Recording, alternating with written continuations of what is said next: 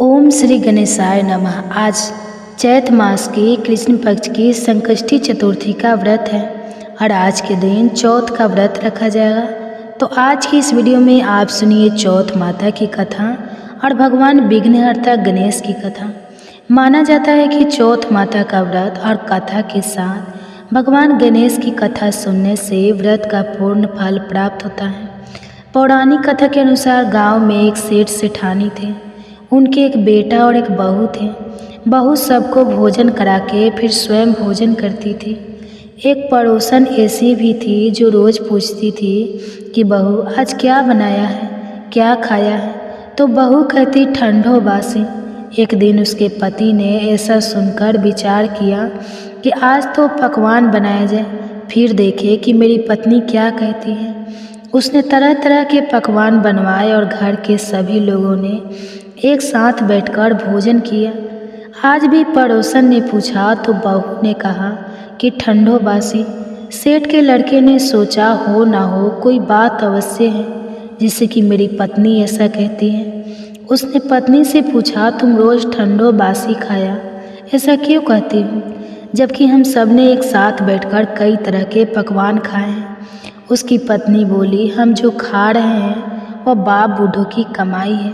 जिस दिन आप कमा कर लाओगे उस दिन मैं समझूंगी कि ताज़ा भोजन कर रहे हैं। अब एक दिन लड़के ने माँ से कहा मैं एक बड़े शहर में कमाई करने जा रहा हूँ। माँ बोली बेटा अपने पास इतना धन है कि खाया नहीं खत्म होगा। माँ के मना करने पर भी बेटे ने स्वयं कमाने का दृढ़ निश्चय कर लिया और जाते समय पत्नी से कहा मैं जब तक कमाकर बहुत सा धन लेकर न आऊँ तुम चूल्हे की आग मत बुझने देना। एक दिन चूल्हे की आग बुझ गई तो वह मन ही मन घबराने लगी, कहीं मेरे पति पर संकट तो नहीं आन पड़ा। जल्दी से पड़ोस में आग लाकर चूल्हे में रख दूं। ऐसा विचार करके पत्नी पड़ोस में गई। वहाँ पड़ोसन चौथ माता का व्रत और पूजन कर रही थी। पड़ोसन ने कहा थोड़ी देर में आकर ले जाना। तो बहू ने पड़ोसन से पूछा आप यह व्रत क्यों करती हैं, इससे क्या मिलता है। पड़ोसन ने कहा चौथ माता के इस व्रत को करने से अन्न और लक्ष्मी मिलती है और अपनी मनोकामनाएं पूर्ण होती हैं। अब बहू भी चौथ माता का व्रत करने लगी। दीवार पर उसने चौथ माता का चित्र बनाया। उस दिन घी और गुड़ का चूरमा बनाकर रात्रि को चंद्रमा को अर्घ देकर उसने भोजन किया। ऐसा करते करते बहुत दिन हो गए। चौथ माता ने उस बहू के पति को सपना दिया कि साहूकार का बेटा तू जागे कि सोवे, तेरी पत्नी तुझे बहुत याद कर रही है, घर जाकर उसकी चिंता मिटा दे। तू दुकान को बोलकर खोखो केसर का पागलिया बना के बैठ जाना, आज तेरा हिसाब किताब चुकता हो जाएगा। अब तो चौथ माता ने जैसा कहा था वैसा ही हुआ। उसने घर जाने की तैयारी की और गाड़ी भर के धन दौलत लेकर चल दिया। रास्ते में एक बड़ा सा काला नाग फन फैलाए बैठा था और कहने लगा आज तो मैं तुझे डस ना हो दूंगा, छोड़ूंगा नहीं, आज तेरी आयु पूरी हो गई है। सेठ के लड़के ने कहा आज चौथ माता ने मुझे सपना दिया तो मैं पत्नी से मिलने घर जा रहा हूँ। वहाँ मेरी पत्नी बहुत चिंता कर रही है, मैं उससे मिलकर जरूर आऊँगा, तब तुम मुझे डस लेना। नाग ने कहा तुम शपथ पूर्वक कह कर जाओ तो मैं तुम्हें जाने दूंगा, परंतु लौट कर नहीं आए तो तुम्हारे घर आकर मैं तुम्हें डस लूँगा। इस प्रकार सांप को वचन देकर वह घर पहुँचा। वहाँ सभी से हंसी खुशी से मिला और भोजन करने उदास होकर बैठ गया। उसकी पत्नी ने उदास होने का कारण पूछा तो पति ने काले नाग वाली बात बताते हुए कहा कि यदि मैं उसके पास नहीं जाऊँगा तो वह घर आकर ही मुझे डस लेगा। पत्नी बहुत चतुर थी, उसने कहा कि अब घबराओ नहीं, लेट जाओ, मैं एक उपाय करती हूँ। पत्नी ने कमरे की 7 पेड़ी धोई। पहली पेड़ी पर रेत, दूसरी पर इत्र, तीसरी पर गुलाल फूल, चौथी पर कंकु केसर, 5वीं पर लड्डू पेड़ा, 6ठी पर गादी गलीचा और 7वीं पीढ़ी पर दूध का कटोरा भरकर रख दी। इस प्रकार वह 7वीं पीढ़ी सजाकर बैठ गई। आधी रात होते ही नाग आकर पीढ़ी चढ़ने लगा। पहली पीढ़ी पर खेत में लौट गया और कहने लगा कि सेठ की बहू ने आराम तो बहुत दिया पर वचनों से बंद कराया हूँ तो डसना होगा। अवश्य ही इसी प्रकार सातों पीढ़ी हो पर नाग आराम करता हुआ और कहता हुआ कि डसना होगा। जरूर कमरे में जाने ही वाला था कि चौथ माता ने विचार किया कि मैं इसे नहीं बचा पाऊंगी। चंद्रमा जी और चौथ माता ने उसे बचाने का विचार किया। चंद्रमा जी ने उजाला किया, चौथ माता ढाल बनी और गणेश जी ने तलवार लेकर नाग को मार दिया और ढाल से ढक दिया। अब बहू भी थकी हारी सो गई। दिन निकला तो लोग बेटे से मिलने आए, परंतु बेटा बहू तो उठे ही नहीं थे। बहुत देर हो गई तो माँ उन्हें उठाने गई। माँ ने सातों पीढ़ी पर जो कुछ देखा तो बहुत ही घबराई और बेटा बहू को आवाज़ लगाई। बेटा बहू उठे तो देखा कि एक ढाल तलवार वहाँ पड़ा है। वह ढाई उठाई तो वही काला नाग मरा हुआ पड़ा है। बेटा बहू ने सोचा कि आज तो धर्म कर्म ही आड़े आए हैं, जो भगवान गणेश जी और चौथ माता ने अपनी रक्षा की है। चौथ माता अपने जैसे सेठ के बेटे बहू की रक्षा की, वैसे ही सबकी रक्षा करना। बोलो चौथ माता की जय। भगवान विघ्नहर्ता गणेश की कथा सुने। बिना चौथ माता के व्रत की कथा अधूरी मानी जाती है, इसलिए अब आप सुनिए भगवान गणेश की कथा। अपने भक्त की हर बाधा को दूर करके सुख सौभाग्य और धन धान्य के भंडार भर देते हैं। तो आइए शुभारंभ करते हैं गणेश भगवान की कथा से। पुरानी कथा के अनुसार एक बार गणेश जी महाराज एक सेठ जी की खेत में से होकर जा रहे थे, तो उन्होंने 12 दाने अनाज के तोड़ लिए। अब अनाज के दाने बिना पूछे तोड़ लिए तो गणेश जी के मन में भारी भारी पछतावा होने लगा। वे सोचने लगे, अरे मैंने तो सेठ जी के यहाँ से बिना पूछे ही दाने तोड़ लिए।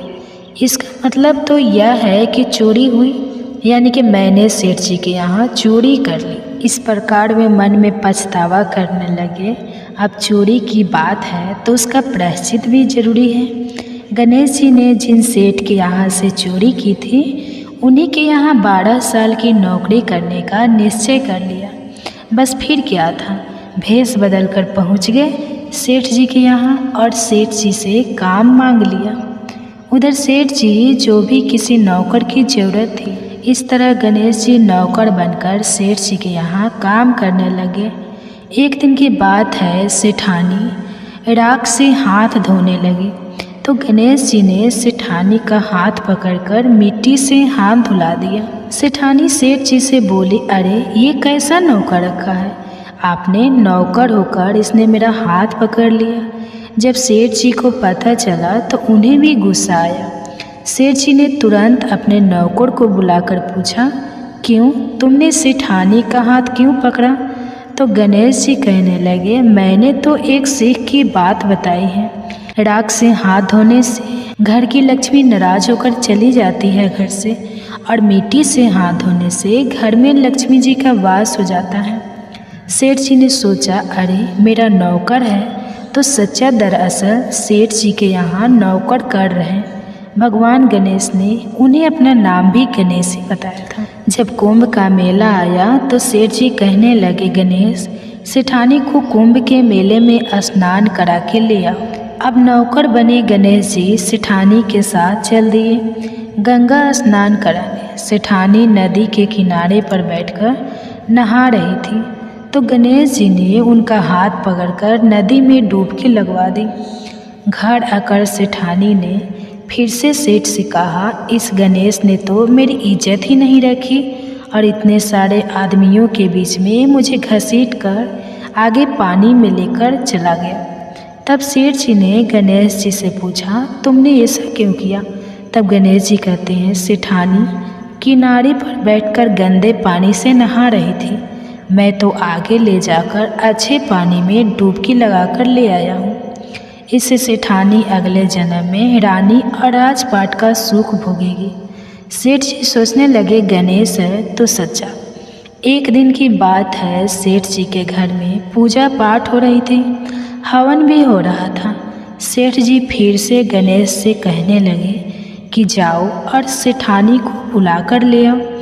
उधर गणेश जब सेठानी को बुलाने गया तो सेठानी काली चुनरी ओढ़ कर चलने लगी। तो गणेश जी ने काली चुनरी फाड़ डाली और कहने लगे, लाल चुनरी ओढ़कर चलो। सेठानी नाराज होकर सो गई। सेठ जी ने देखा सेठानी तो अभी तक नहीं आई, तो वह खुद ही आ गए देखने के लिए कि सेठानी कहाँ है। आकर देखा तो सेठानी तो नाराज होकर लेटी हुई थी। सेठानी से पूछने लगे, क्या बात है, घर में हवन की तैयारी हो चुकी है और तुम यहाँ सो रही हो? तो सेठानी कहने लगी, समझाओ अपने गणेश को, देखो आज इसने मेरी चुनरी फाड़ डाली। यह बात जानकर सेठ को बहुत गुस्सा आया। उसने गणेश को बुलाया और बहुत डांटा। तब गणेश जी कहने लगे, सेठ जी पूजा पाठ में काला वस्त्र नहीं पहनते हैं और सेठानी काला चुनरी उठकर आ रही थी, तो मैंने इनसे लाल वस्त्र पहनने के लिए कहा और जब यह नहीं मानी तो मैंने इनकी काली चुनरी फाड़ डाली। काला वस्त्र पहनने से कोई भी शुभ कार्य सफल नहीं होता है। यह बात सुनकर सेठ जी सोचने लगे, गणेश है तो सच्चा और समझदार है। फिर एक दिन की बात है, सेठ जी पूजा करने लगे। पूजा करने के लिए उन्होंने पंडित जी को भी निमंत्रण दिया। अब पंडित जी भी आ गए, पूजा की तैयारियां हो गई। तभी पंडित जी कहने लगे, अरे सेठ जी, मैं तो गणेश जी की मूर्ति लाना ही भूल गया, आप क्या करें? उधर नौकर बने गणेश भगवान वहीं खड़े हुए थे और सारी बातें देख ली और सुन रहे थे। यह बात सुनते ही गणेश जी तुरंत कहने लगे, तुम मुझे ही मूर्ति बनाकर विराजमान कर लो, आपके सारे काम सफल हो जाएंगे। यह बात जब सेठ जी ने सुनी तो उन्हें तो और बहुत गुस्सा आ गया और वह गुस्से से कहने लगे कि तुम तो अब तक सेठानी से ही मजाक करते थे, अब मुझसे भी मजाक करने लगे। तब गणेश जी ने कहा, सेठ जी मैं मजाक नहीं कर रहा हूँ, तुम मेरी बातों को मजाक बिल्कुल भी मत समझो, मैं बिल्कुल सच कह रहा हूँ। इतना कहते ही नौकर बने गणेश ने भगवान गणेश का साक्षात रूप धारण कर लिया और सेठ सेठानी ने जब यह देखा तो पंडित सेठ और सेठानी गणेश जी के चरणों में गिर गए, उनकी पूजा की। पूजा खत्म होते ही गणेश जी तो अंतर्ध्यान हो गए। अब सेठ सेठानी को बहुत दुख हुआ और उन्होंने कहा कि हमारे पास तो साक्षात गणेश जी रह रहे थे और हमने उनसे इतना सारा काम करवाया, तो उन्हें अपने घर में नौकर बना कर रखा। इस बात का उन दोनों पति पत्नी को बहुत भारी दुख हुआ। अब दोनों पति पत्नी रात दिन इसी चिंता में घूमने लगे। जब गणेश जी ने उनकी चिंता देखी तो एक दिन सपने में उन्हें दर्शन देकर कहने लगे, सेठ जी आप बिल्कुल भी परेशान मत होइए, एक बार मैंने आपके खेत से अनाज के 12 दाने तोड़ लिए थे, उसी का दोष मेरे सर पर लग गया था और वही दोष उतारने के लिए मैंने आपके यहाँ नौकरी की। नौकर बनकर 12 साल काम किया, अब आप दोनों बिल्कुल भी दुख मत करो। ऐसा कहकर भगवान गणेश अंतर्ध्यान हो गए। उधर गणेश भगवान की कृपा से सेठ जी के यहाँ करोड़ों की माया हो गई। उनके घर में सुख संपत्ति और धन के भंडार भर गए। हे गणेश जी महाराज, जैसा सुख जैसी धन दौलत आपने सेठ जी को दी वैसी सबको देना। इस कथा को सुनने सुनाने और हुंकारा भरने वाले को, उनके सब परिवारजनों को भी देना। बोलो गणपति महाराज की जय हो। प्रिय भक्ते, तो आइए आप सुनते हैं भगवान भोलेनाथ की कथा। इस भगवान की कथा से आजकल हमारे चैनल पर भागवत की कथाएं भी सुनाई जा रही है। अगर आप इन कथाओं को सुनना पसंद करते हो तो एक बार आप हमारे चैनल पर इन कथाओं को जरूर सुनिएगा। पौराणिक कथा के अनुसार बहुत समय पहले की बात है, भगवान विष्णु का विवाह लक्ष्मी जी के साथ सुनिश्चित हो गया। अब विवाह की तैयारी भी होने लगी। खूब धूमधाम से विवाह की तैयारी हो रही थी। सभी देवताओं को निमंत्रण भेजे गए, परंतु गणेश जी को निमंत्रण नहीं दिया गया। अब जब भगवान विष्णु की बारात जाने का समय आ गया तो वहाँ पर उपस्थित देवता जो सभी अपनी अपनी पत्नियों के साथ समारोह में सम्मिलित होने के लिए आए, विष्णु भगवान की बारात में जाने की तैयारी करने लगे। उन सब ने देखा कि गणेश जी कहीं दिखाई नहीं दे रहे हैं। तब वे सभी आपस में चर्चा करने लगे कि क्या बात है, गणेश जी कहीं दिखाई नहीं दे रहे हैं। उन्हें न्योता नहीं भेजा गया या फिर भी किसी कारण नाराज होकर विवाह समारोह में नहीं आए हैं। आपस में भी चर्चा करने लगे। अब सब हैरान हो रहे थे कि किसी को कोई जवाब मिल ही नहीं रहा था। तब सभी देवतागण और उनकी पत्नी ने विचार किया कि क्यों न विष्णु भगवान से ही इसका कारण पूछ लिया जाए। अब जब सब ने मिलकर विष्णु भगवान से पूछा तो विष्णु भगवान कहने लगे कि हमने गणेश जी को पिता भगवान महादेव को न्योता भेज दिया है। अगर गणेश जी अपने पिता के साथ आना चाहते हैं तो आ जाए, अलग से नहीं न्योता पिठाया है। अलग से उन्हें न्योता देने की कोई ज़रूरत भी नहीं है। और दूसरी बात यह है कि उनको खाने के लिए सेवा में मेवा, 1.25 मन चावल, घी और 1.25 मन लड्डू का भोजन भी तो दिन भर में चाहिए। अगर गणेश जी नहीं आएंगे तो कोई बात नहीं, दूसरे के घर जाकर इतना सारा खाना पीना अच्छा भी तो नहीं लगता। अभी मैं सब चर्चा कर ही रहे थे कि किसी एक ने सुझाव दिया, अगर गणेश जी को न्योता दिया जाए तो उनको द्वारपाल बनाकर घर पर बैठा देंगे कि आप घर की देखभाल करते रहना, क्योंकि आप तो चूहे पर बैठकर धीरे धीरे चलोगे तो बारात से बहुत पीछे रह जाओगे। और यह सुझाव सबको पसंद भी आ गया। विष्णु भगवान ने भी अपनी सहमति दे दी।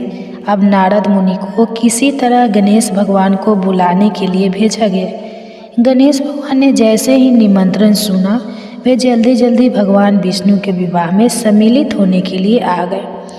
अब जब विवाह समारोह में गणेश जी उपस्थित हो ही गए तो जैसा कि सभी देवी देवताओं ने मिलकर विचार विमर्श किया था, गणेश भगवान को किसी तरह समझा बुझाकर घर की रखवाली करने के लिए बैठा दिया गया। अब बड़ा जल्दी सभी देवी देवता बारात के साथ साथ चल दिए।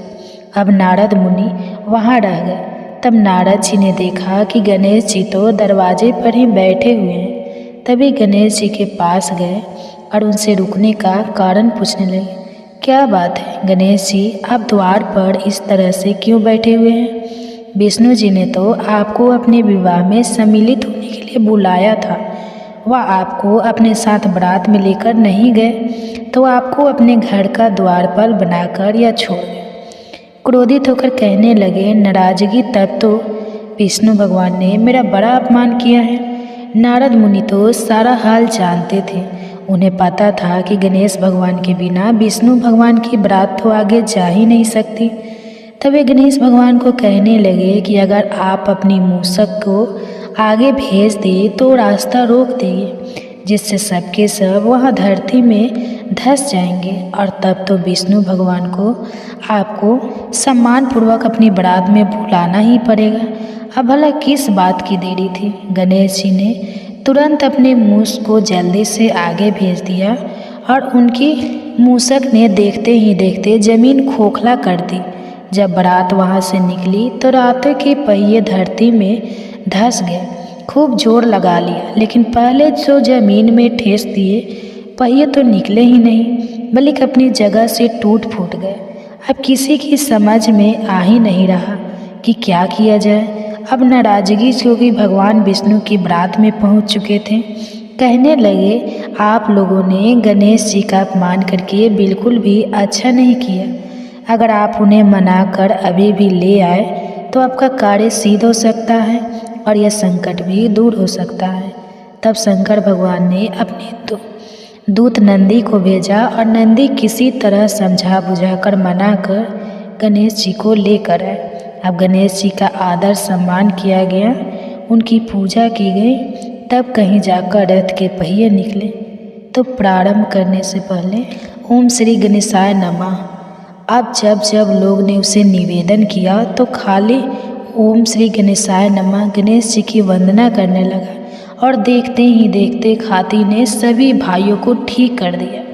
भाइयों को ठीक करने के बाद खाती कहने लगा कि देवताओं, आपने सबसे पहले गणेश जी का नहीं मनाया होगा और ना ही उनकी पूजा की होगी, इसलिए तो आप सबके ऊपर ये संकट आया है। हम तो मूर्ख और अज्ञानी हैं, लेकिन फिर भी सबसे पहले गणेश जी की पूजा करते हैं, उनका ध्यान करते हैं। लेकिन आप तो देवता हैं, फिर भी आप गणेश जी को कैसे भूल गए? अब आप लोग भगवान श्री गणेश की जय जयकार बोलकर जयकारा लगाए। तो आपके सभी काम बन जाएंगे और कोई संकट भी नहीं आएगा। ऐसा कहते हुए बारात वहाँ से गणेश भगवान को अपने साथ लेकर चल दी और फिर धूमधाम के साथ विष्णु भगवान का लक्ष्मी जी के साथ विवाह संपन्न हो गया और सभी सकुशल घर वापस लौटे। आप सुनिए गणेश भगवान की दूसरी पौराणिक कथा। पौराणिक कथा के अनुसार एक बार गणेश जी महाराज एक शेर जी से खेत में से होकर जा रहे थे। उन्होंने 12 दाने अनाज के तोड़ लिए। अब अनाज के दाने बिना पूछे तोड़ लिए तो गणेश जी के मन में बड़ा भारी पछतावा होने लगा। वे सोचने लगे, अरे मैंने तो सेठ जी के यहाँ से बिना पूछे ही दाने तोड़ लिए। इसका मतलब ये तो है कि चोरी हुई, यानी कि मैंने सेठ जी के यहाँ चोरी कर ली। इस प्रकार विनम्र में पछतावा करने लगे। अब चोरी की है तो उसका प्रायश्चित भी जरूरी है। गणेश जी ने जिन सेठ जी के यहाँ से चोरी की थी उन्हीं के यहाँ 12 साल की नौकरी करने का निश्चय कर लिया। बस फिर क्या था, भेष बदल कर पहुँच गए सेठ जी के यहाँ और सेठ जी से काम मांग लिया। उधर सेठ जी को भी किसी नौकर की ज़रूरत थी। इस तरह गणेश जी नौकर बनकर सेठ जी के यहाँ काम करने लगे। एक दिन की बात है तो गणेश जी ने सेठानी का हाथ पकड़कर मिट्टी से हाथ धुला दिए। सेठानी सेठ जी से बोली, अरे यह कैसा नौकर रखा है, नौकर होकर इसने मेरा हाथ पकड़ लिया। जब सेठ जी को पता चला तो उन्हें भी गुस्सा आया। सेठ जी ने तुरंत अपने नौकर को बुलाकर पूछा, क्यों तुमने सेठानी का हाथ क्यों पकड़ा? तो गणेश जी कहने लगे, मैंने तो एक सीख की बात बताई है। राख से हाथ धोने से घर की लक्ष्मी नाराज होकर चली जाती है घर से, और मिट्टी से हाथ धोने से घर में लक्ष्मी जी का वास हो जाता है। सेठ जी ने सोचा, अरे मेरा नौकर है तो सच्चा दरअसल सेठ जी के यहाँ नौकर बनकर रहा। भगवान गणेश ने उन्हें अपना नाम भी गणेश बताया था। तो जब कुंभ का मेला आया तो सेठ जी कहने लगे, गणेश सेठानी को कुंभ के मेले में स्नान कर ले आओ। अब नौकर बने गणेश जी सेठानी के साथ चल दिए। गंगा स्नान करने नदी के किनारे पर बैठकर नहा रही थी तो गणेश जी ने उनका हाथ पकड़कर नदी में डुबकी लगवा दी। सेठानी ने फिर से सेठ जी से कहा, इस गणेश ने तो मेरी इज्जत ही नहीं रखी और इसने सारे आमदनी के आदमियों के बीच में मुझे घसीट कर आगे पानी में लेकर गंदे पानी से नहा रही थी। मैं तो आगे अच्छे पानी में डुबकी लगा कर के ले आया हूँ। इससे सेठानी अगले जन्म में रानी और राज का सुख भोग। सेठ जी सोचने लगे, गणेश है तो सच्चा एक दिन की बात है। सेठ जी के घर में पूजा पाठ हो रही थी, हवन भी हो रहा था। सेठ जी फिर से गणेश से कहने लगे कि जाओ और सेठानी को बुला कर ले आओ। उधर गणेश जब सेठानी को बुलाने गए तो सेठानी काली चुनरी ओढ़ कर चलने लगी। तो गणेश जी ने काली चुनरी फाड़ डाली और कहने लगे, लाल चुनरी ओढ़ कर चलो। सेठानी नाराज होकर सो गई। सेठ खुद उसे देखने के लिए आकर देखा तो सेठानी तो नाराज होकर लेटी हुई थी। सेठानी से पूछने लगे, क्या बात है, घर में हवन की तैयारी हो चुकी है और तुम यहाँ सो रही हो? तो सेठानी कहने लगी, समझो अपने गणेश को देखो, आज इसने मेरी चुनरी फाड़ डाली। ये बात जानकर सेठ को बहुत गुस्सा आया। गणेश को बुलाया और बहुत डांटा। तब गणेश जी कहने लगे, सेठ जी पूजा पाठ में काला वस्त्र नहीं पहनते हैं और सेठानी काली चुनरी ओढ़कर जा रही थी तो मैंने इनसे लाल वस्त्र पहनने के लिए कहा और जब भी न मानी तो मैंने इनकी काली चुनरी फाड़ डाली। काला वस्त्र पहनने से कोई भी शुभ कार्य सफल नहीं होता है। गणेश है तो सच्चा है और समझदार। फिर एक दिन की बात है, सेठ जी पूजा करने लगे। पूजा करने के लिए उन्होंने पंडित जी को भी निमंत्रण दिया था। अब पंडित जी आए, पूजा की तैयारी हो गई। तभी पंडित जी कहने लगे, अरे सेठ जी मैं तो गणेश जी की मूर्ति लाना ही भूल गई, अब क्या करें। उधर नौकर बने गणेश भगवान वहीं खड़े हुए और सारी बातें देख और सुन रही थी। यह बातें सुनते ही गणेश जी तुरंत कहने लगे, मुझे ही मूर्ति बनाकर विराजमान कर लो, आपके सारे काम सफल हो जाएंगे। तो उन्हें सेठ को बहुत गुस्सा आया और वह गुस्से से कहने लगे कि तुम तो अब तक सेठानी से ही मजाक करते थे, अब मुझसे भी मजाक करने लगे। तब गणेश जी ने कहा, सेठ जी मैं मजाक नहीं कर रहा हूँ, तुम मेरी बातों को मजाक बिल्कुल मत समझो, मैं बिल्कुल सच कह रहा हूँ। इतना कहते ही नौकर बने गणेश ने भगवान गणेश का साक्षात रूप धारण कर लिया। और सेठ सेठानी ने जब यह देखा तो पंडित जी सेठ और गणेश जी के चरणों में गिर गए, उनकी पूजा की। पूजा खत्म होते ही गणेश जी तो अंतर्ध्यान हो गए। इतना सारा काम करवाया तो उन्हें अपने घर में नौकर बनाकर रखा। इस बात का उन दोनों पति पत्नी को बहुत भारी दुख हुआ। अब दोनों पति पत्नी रात दिन इसी चिंता में रहने लगे। तब जब गणेश जी ने उनकी चिंता देखी तो एक दिन सपने में उन्हें दर्शन देकर कहने लगे, सेठ जी आप बिल्कुल भी परेशान मत होइए, एक बार मैंने आपके खेत से अनाज के 7 दाने तोड़ लिए, उसी का दोष मेरे सर पर लग गया था और वही दोष उतारने के लिए मैंने आपके यहाँ नौकर बनकर 12 साल काम किया। अब आप दोनों बिल्कुल भी दुख मत करो। ऐसा कर भगवान गणेश अंतर्ध्यान हो गए। उधर गणेश भगवान की कृपा से सेठ जी के यहाँ करोड़ों की माया हो गई। उनके घर में सुख संपत्ति और धन के भंडार भर गए। गणेश जी महाराज जैसा सुख जैसी धन दौलत आपने सेठ जी को दी वैसी सबको देना। इस कथा को कहते सुनते और हुंकारा भरने वाले सभी को और उनके सब परिवारजनों को भी देना। अब एक और सुनिए गणेश भगवान की पौराणिक कथा की शुरुआत हम प्रथम पूजनीय भगवान श्री गणेश जी की कथा से करेंगे। तो जय श्री गणेश। पौराणिक कथा के अनुसार एक नगर में एक बुढ़िया माई रहती थी। वह गणेश भगवान की बहुत बड़े भक्त थी, बहुत पूजा पाठ किया करती थी।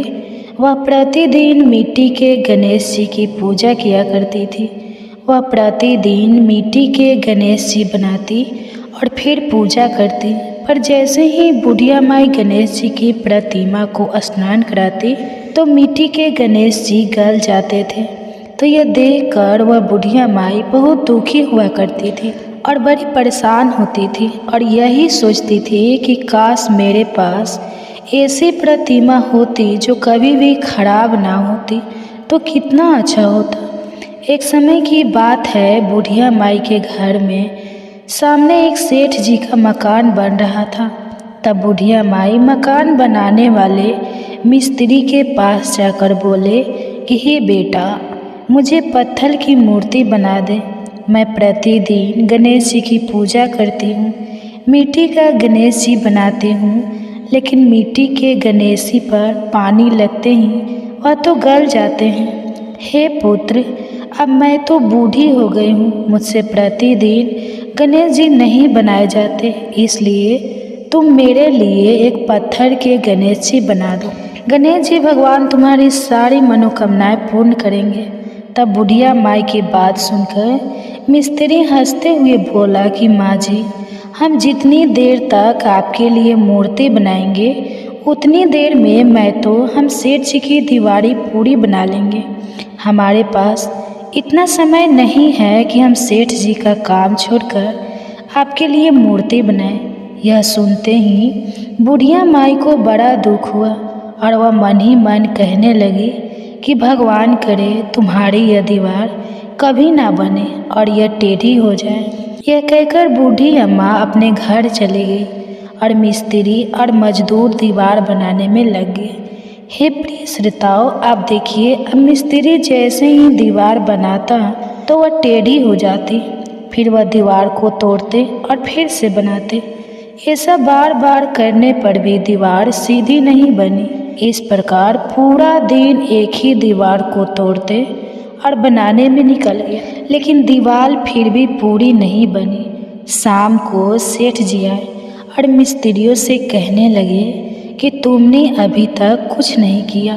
तब एक मिस्त्री ने आकर सेठ जी को बुढ़िया माई के आने की सारी बात बता दी और यह सब सुनकर सेठ जी बुढ़िया माई के पास गए और माई को प्रणाम करके कहने लगे कि माँ जी आप हमें आशीर्वाद दो कि हमारा मकान जल्दी से पूरा बन जाए।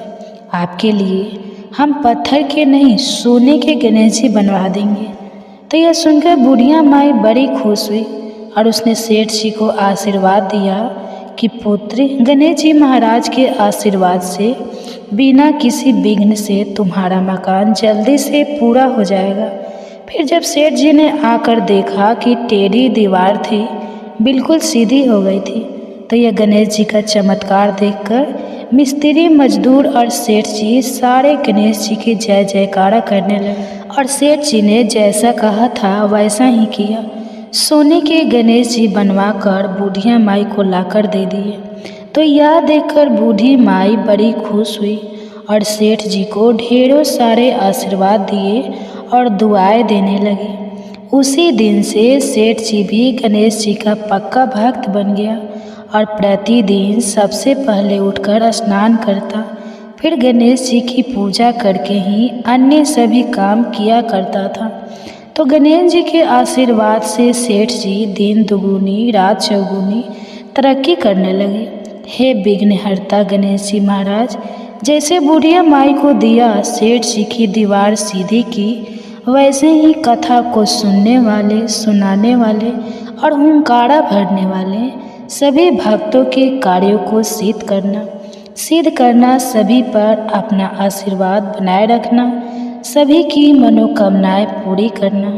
तो प्रेम से बोलिए गणपति महाराज की जय।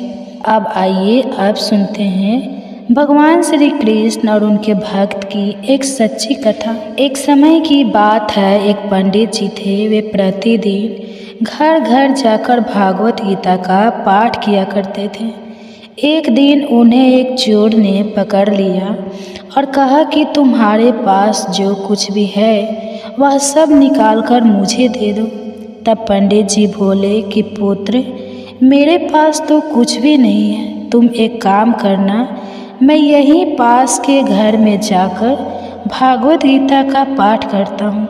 वह अजमान बड़े ही दानी लोग हैं। जब मैं कथा सुना रहा हूँगा तब उनके घर में जाकर चोरी कर लेना। अब चोरों को यह बात पसंद आ गई कि बहुत सारा धन मिलेगा। यह सोचकर चोर मान गया। अब जब अगले दिन पंडित जी कथा सुना रहे थे तब वह चोर भी वहाँ आकर बैठ गया। तब पंडित जी ने कथा सुनाना शुरू किया। पंडित जी बोले कि यहाँ से मीलों दूर एक गांव है वृंदावन। वहाँ पर एक लड़का आता है जिसका नाम है कान्हा। वह हीरो और जवाहरात से लदा रहता है। अगर कोई लूटना चाहता है तो उसको लूटो। वह हर रोज़ रात को उस पीपल के पेड़ के नीचे आता है जिसके पास बहुत सी झाड़ियाँ हैं। बस चोर ने यह सुना और खुशी खुशी वहाँ से चला गया। अब वो चोर अपने घर गया और अपनी पत्नी से बोला कि आज मैं एक कान्हा नाम के बच्चे को लूटने जा रहा हूँ, तो मुझे रास्ते में खाने के लिए कुछ बांध कर दे दो। फिर पत्नी ने कुछ सत्तू उसको बांध कर दे दिए और चोर वहाँ से संकल्प लेकर चला गया कि आज तो मैं उस कान्हा को लूट कर ही लाऊंगा। और वह पैदल टूटी हुई चप्पलों से ही निकल पड़ा। रास्ते में कान्हा कान्हा का नाम लेते हुए वह अगले दिन शाम को वहाँ पहुँच गया जो जगह उन पंडित जी ने बताई थी। अब वहाँ पहुंचकर उसने सोचा कि अगर मैं यहीं सामने खड़ा हो गया तो बच्चा तो मुझे देखकर ही भाग जाएगा, तो मेरा यह आना तो बेकार हो जाएगा। इसलिए उसने सोचा कि क्यों न पास वाली झाड़ियों में ही छिप जाओ। अब वह जैसे ही झाड़ियों में घुसा, झाड़ियों के कांटे उसे चुभने लगे। उस समय उसके मुंह से एक ही आवाज़ आई, कान्हा कान्हा। उसका शरीर लहू लुहान हो गया, पर मुंह से सिर्फ यही निकला, कान्हा आ जाओ, कान्हा आ जाओ। प्रिय श्रोताओं, उसे यह पता नहीं था कि कान्हा भगवान का नाम है। वह तो बस यह सोचकर नाम ले रहा था कि आज यह लड़का मुझे मिलेगा और आज मैं इससे धन लूटकर अपनी गरीबी दूर कर पाऊंगा। लेकिन उसके भाव में इतनी सच्चाई थी कि अपने भक्त की ऐसी दशा देखकर कान्हा जी चल पड़े। ठाकुर जी बच्चे का रूप बनाकर आधी रात को वह जैसे ही पेड़ के पास पहुँचे चोर एकदम से बाहर आ गया और उन्हें पकड़कर बोला, ओ कान्हा, तूने मुझे बहुत दुखी किया। अब यह चाकू देख रहा है, अब चुपचाप अपने सारे गहने मुझे दे दो। कान्हा जी ने हंसते हुए उसे सब कुछ दे दिया। चोर हंसी खुशी अगले दिन अपने गांव में पहुंचा और सबसे पहले उसी जगह गया जहां पर पंडित जी कथा सुना रहे थे। जितने भी गहने थे वह चोरी करके जो लाया था उनका आधा हिस्सा उसने पंडित जी के चरणों में रख दिया। अब पंडित जी ने यह पूछा कि यह क्या है, तब उसने कहा कि आपने मुझे उस कान्हा का पता दिया था, अब मैं उसको लूट के लाया हूँ और यह रहा आपका हिस्सा। पंडित जी ने सुना तो यकीन ही नहीं हुआ। पंडित जी बोले कि मैं तो इतने सालों से पंडिताइन का काम कर रहा हूँ, वह मुझे आज तक नहीं मिले। तुम जैसे पापी को कान्हा कहाँ से मिल सकते हैं। चोर के बराबर कहने पर भी पंडित जी बोले कि चल मैं भी चलता हूँ तेरे साथ, वहाँ पर मुझे भी दिखा कि कान्हा कैसा दिखता है। और वह दोनों चल दिए। चोर ने पंडित जी को कहा कि आओ मेरे साथ, यहाँ पर छुप जाओ। दोनों का शरीर लहू लुहान हो गया। झाड़ियों में कांटे बहुत थे और वहाँ पर छुपकर दोनों के शरीर में कांटे लगे, जिससे कि पूरा शरीर लहू लुहान हो गया और मुंह से बस एक ही आवाज़ निकली, कान्हा कान्हा कान्हा आ जाओ। ठीक आधी रात कान्हा जी बच्चे के रूप में फिर वहीं आए। दोनों झाड़ियों से बाहर निकल आए। पंडित जी की आंखों से आंसू थे और वे फूट फूट के रोने लगे और रोते रोते चोर के चरणों में गिर पड़े और बोले कि हम जिसे आज तक देखने के लिए तरसे रहे, जो आज तक लोगों को लूटता आया है, तुमने उसे ही लूट लिया। तुम धन्य हो, आज तुम्हारी वजह से मुझे भी कान्हा के दर्शन हुए हैं। तुम धन्य हो। हे प्रिय भक्तों, अपने सच्चे भक्तों के लिए ऐसा है हमारे कान्हा जी का प्यार, जो उसे सच्चे दिल से पुकारते हैं तो वे भागे भागे चले आते हैं। किसी भी विधि से भगवान का नाम लिया जाए, चाहे सच्चे मन से या फिर बिना किसी विचार के, बिना किसी भाव के, अनायास आलस में भी अगर ईश्वर का नाम लिया जाए तो भी ईश्वर प्रसन्न हो जाते हैं। बस हमारा मन सच्चा होना चाहिए। जय श्री हरि विष्णु हरे कृष्ण। तो आइए आप सुनते हैं, आज मंगलवार है तो मंगलवार की व्रत कथा।